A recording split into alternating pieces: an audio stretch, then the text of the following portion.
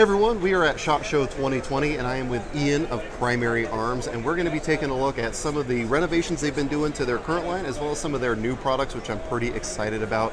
If you guys know my channel at all, you know I've done a lot of reviews of Primary Arms optics. I have at least a dozen now, I think, and I haven't had issues with any of them. I've run them through classes, I've done tons of stuff, so I'm obviously a big fan of what they're doing, and I'm liking some of the new designs that we're about to take a look at. And so, Ian, one of the first ones I wanted to take a look at, let's just start with a simple red dot. Okay. You guys have a new design here for a red dot. Can you walk me through this guy? Yep, so this is our new 25mm red dot. We call it our MD25. It's in our SLX line of optics. Okay. As you can see, it's much physically larger than your micro red dot. Mm-hmm. And the reason for that is you get a larger sight picture. As you can see, a lot bigger window when you look through it, so that way when you get a better field of view and you can look through it and engage the targets a little bit easier. We're going to offer this in a 2 MOA red dot as well as an ACSS reticle. Mm-hmm. For the 2 MOA red dot, we're looking at about a 50,000 hour battery life, whereas the ACSS, you're about 12 to 14,000 hours. Okay. Now, even though we did the large size, we wanted to make it so people could have flexible mounting options, so it still uses the same mounting interface as our current micro red dot, so the H1T1 or standard industry base.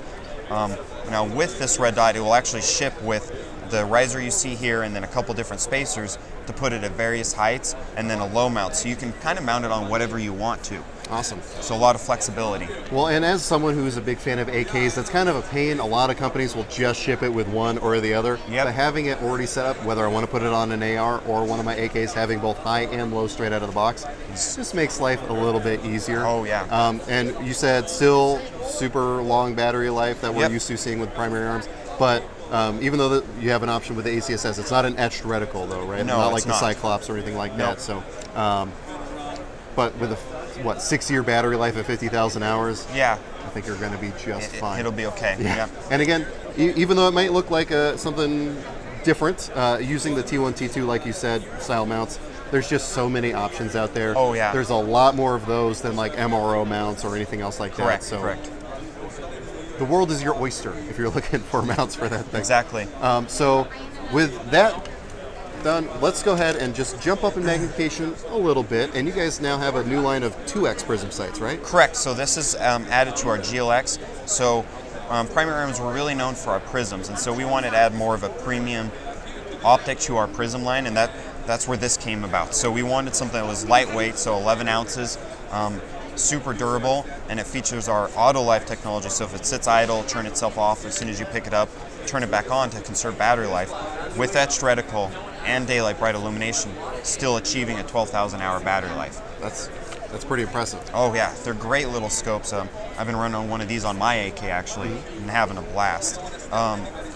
With this, it's just like the red dot, you're going to get our improved mounting system with various risers and a low mount. So once again, a lot of flexibility on what weapons platform you're going to be mounting it on. Sure. And mini ACOG style base. So correct. So for example, I got one of these actually on its way to me already, and it's going to come with a Midwest Industries mini ACOG mount. So it's going to be running on my new SBR project with the Arsenal 107. So I'm going to be doing a lot of shooting with this thing, and I'm pretty excited to see. I don't have a whole lot of experience with the fixed magnification prism sights other than the Cyclops. But 2, I think, is like that good middle ground to kind of ease you into not being stuck at like 3 or 5. It's a good kind of gateway drug, so to speak. It really is, and it's a low enough magnification where you can still use it with both eyes open and make quick engagements up close, or with the ACS reticle on this, you can take it out to 500 yards and still make good hits. Yeah, the ACSS reticles, I think, are just what sets Primary Arms apart from everybody out there. Absolutely. So kind of speaking of a gateway drug into more of the prism sights, you guys have kind of changed your 3 times and 5 times prism sights. So with this new mounting hardware, this is going to translate over to our Gen 3 of our 3X and 5X. So we wanted to give a more of an improved mounting option for the consumers. As you notice, they're pretty low profile, real slim, and so that's something we wanted to translate over. Uses the same hardware, and then also based on feedback that we received, Dimitri's gone through and redid the reticle design on a lot of the previous reticles on the Gen 2s and the Gen 1s were at a dot for the center aiming point. Now we're going to more of a chevron design, and then also he's tweaked all the reticles to make them more intuitive and a better fit for that prism, that magnification range. Awesome. So, like I said, it's people give us feedback, we listen, we make changes. Awesome. So, kind of moving out of the fixed magnification, you guys have also made some changes to the like 1 to 6 line and like 1 to 8 line. So, correct. Why don't you walk me through this guy right here? So this is our newest addition to our low power variable optics. This is our 1 to 8 first focal plane from our SLX line. $479 for this. Still really lightweighted, 17.9 ounces. It features a lot of the same stuff that people really liked from our first focal plane 1 to 6s. So you got the Raptor reticle for 5.56. And what we've done is we've kind of added more of a exterior, kind of churched up the exterior to give it a little bit better look. The nice medallions on the turrets. And then also we've added the daylight bright illumination as well as night vision settings. Oh, okay. So overall, great option in this price point. You can't really be beat. Super clear glass and durable. And with all these other ones, I forgot to mention lifetime warranty too, so right. Even better. Now, speaking of price point, where approximately are these going to be coming to market at? So we have actually started selling these already, and they'll be $479. $479 for a front focal plane, 1 to 8 with a lifetime warranty. Yep. And again, some of the best reticles on the market. So you guys, if you've been following my channel, you know I did a review of their 1 to 6 Raptor reticle, and I didn't give it the credit I think it deserves, because after I did the video I was talking with Dimitri and he actually explained a lot more of the ranging features it has other than the obvious ones. So it's actually more robust than I gave it credit for. There's a lot of other videos out there that cover that kind of information better, so definitely look around for other reviews of the Raptor, because again I didn't give it the credit it deserves. So I after realizing what all you can do with it, I'm a much bigger fan. And even at a 1 to 8, you might think, well, that would make it smaller at 1 power. It's still the same size at 1 power. It's just a little bit bigger at 8 power than it would have been at 6 power. Right. So what other stuff do you guys have going on in the more variable power scopes? So from the GLX line, we're reintroducing our higher magnifications, and those are a 2.5 to 10, a 4 to 16, and a 6 to 24. Okay. So we're reintroducing those. We've kind of revamped the exterior design on these, and then also we've added a few new reticles.